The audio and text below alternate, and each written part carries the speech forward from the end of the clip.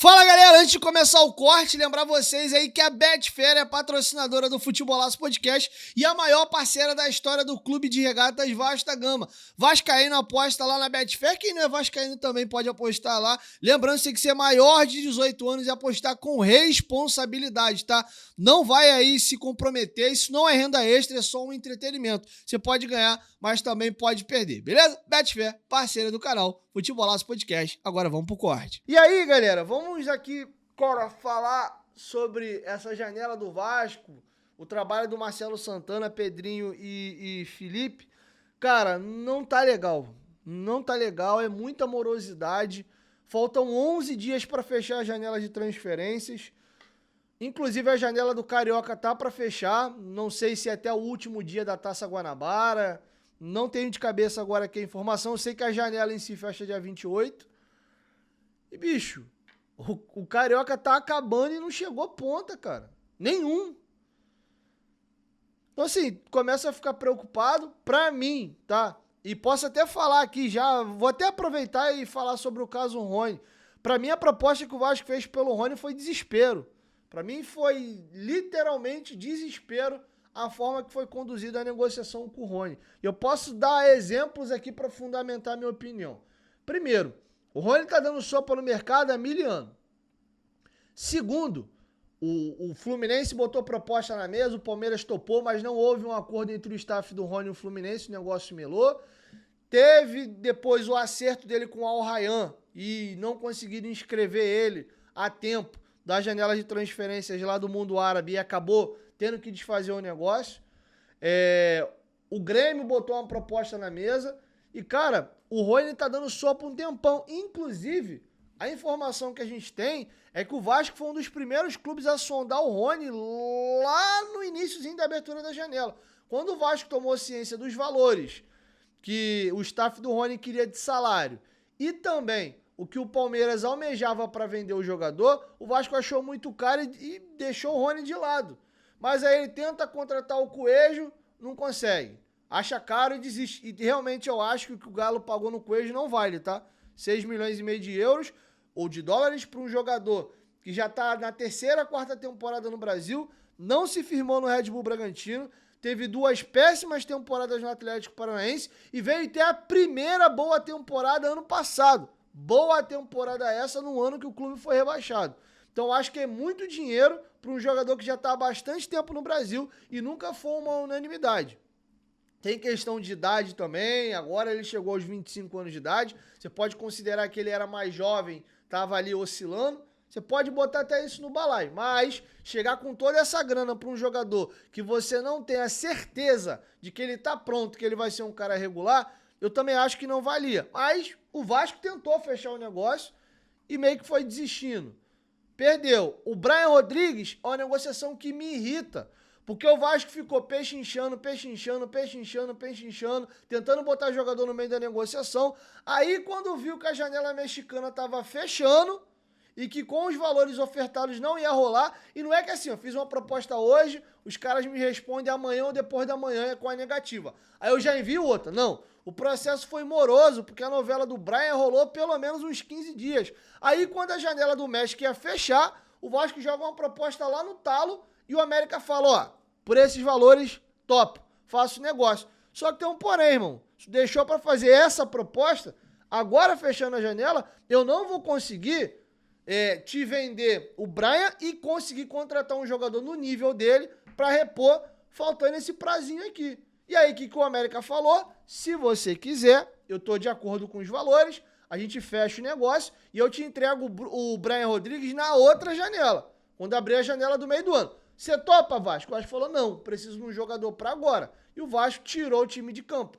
perdeu o Brian. Por quê? Ficou pechinchando, querendo pagar barato. E aí, quando viu que a janela ia fechar, tentou pegar o jogador no final da janela e jogou a proposta lá em cima. Tanto é que o valor que o Vasco ofertou pelo Brian Rodrigues é superior ao do Bruma, que em termos de carreira, de histórico, é bem mais jogador. É importante a gente frisar que um tem 30, ia para 31 e pode estar mais próximo de um declínio, enquanto o Brian tem apenas 25 e tem muita lenha para queimar e talvez nem esteja atingido ainda o ápice da carreira. É importante a gente pontuar isso aqui. mas o Bruma é um jogador de seleção portuguesa, de passagem por grandes clubes europeus e muito bem consolidado e voando, dono do time do Braga lá em Portugal. Lembrando que o Braga é a quarta força de Portugal, tá bom? E aí o Vasco perde o Brian e vai pro Bruma. E aí também, próximo do encerramento da janela de Portugal,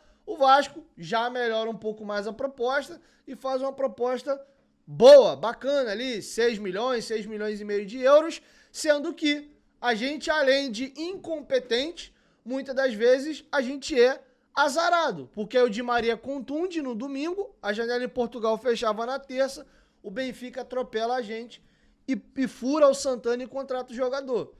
Tudo isso aconteceu, a perca do Bruma, a perca do Brian, principalmente esses dois, tá? O Coelho, de fato, eu acho que não valia os valores ali que o Atlético Paranaense estava pedindo. E parabéns ao Atlético, que é um baita vendedor, mesmo rebaixado para a segunda divisão, uma perda absurda de receita, os caras são firmes e sabem fazer bons negócios. Se tem um clube que faz bons negócios e sabe vender jogador no Brasil, é o Atlético Paranaense. E eles foram firmes ali e conseguiram 6 milhões e meio de dólares no Coelho.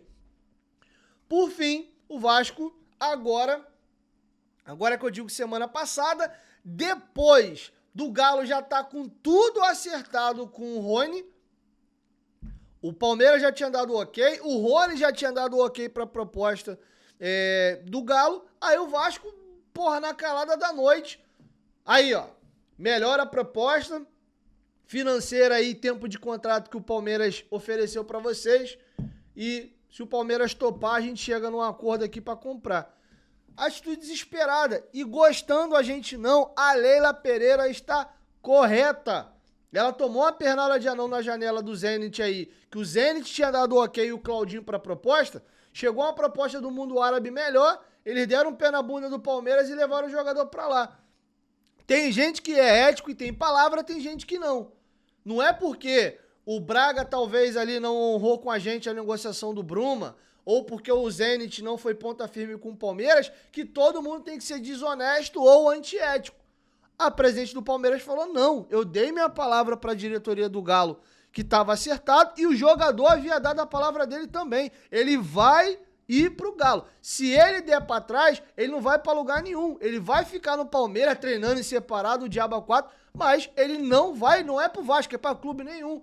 Porque ele tinha dado a palavra dele e eu já dei minha palavra. E aí ficou esse clima de M, o Vasco de novo toma um pé na bunda e o negócio é fechado com o Galo. Então, a gente está vendo uma sucessão de erros, de incompetência do Vasco nessa janela, que é tão humilhante quanto o primeiro tempo que o Vasco fez contra o Flamengo. Porque a gente, como vascaíno, fica angustiado, cara. O Vasco tem sido feito de bobo, de palhaço no mercado. Ou o torcedor do Vasco, né? Porque no final das contas, quem sustenta e carrega essa cruz de Malta e esse escudo aqui é a gente, cara. Então, assim, pra mim foi mero desespero essa proposta que fez pro Rony. E vou além, tá? Seria, financeiramente falando, um péssimo negócio pro Vasco. Péssimo. Tecnicamente, ia ajudar, ia ser bom. Sendo que o Rony tem 30, tá caminhando pra 31 anos. Ia ganhar na casa de 1,5 milha. O Rony não tem carreira e nem desempenho para ganhar isso tudo. E seria um contrato de 4 anos, meu parceiro. Ele ia terminar o contrato já lá para os seus 34. E o Rony é um jogador muito dependente da força e da velocidade dele. A tendência com o passar dos anos é que ele vai perdendo potência e velocidade e ele vire cada vez mais um jogador comum. Se você tira a força e a velocidade do Rony, ele não é um cara virtuoso, com muita técnica, não é. Ele é um bom jogador, gosto, melhoraria e muito o time do Vasco, mas não é jogador para 1,5 milha de salário e para você pagar aí 6 milhões e meio de euros. Então era mero desespero. Talvez até para dar aí um afago, uma resposta para a torcida. Ó, perdemos o Brian Bruma, mas trouxemos o Rony. O artilheiro da história do Palmeiras na Libertadores. Tá aqui, ó. Furamos o Galo. A gente é brabo. Pra mim foi isso. Foi meio que tentar dar um cala-boca na torcida ali e fazer um negócio. Por valores escalafobéticos e tentando atravessar um negócio que já estava fechado. O que acabou acontecendo no final? A gente tomou uma mijada do Paulo Brax na entrevista coletiva que ele deu lá no Galo. Ah, os clubes brasileiros vão chegar ainda nesse nível de ter pessoas sérias, éticas.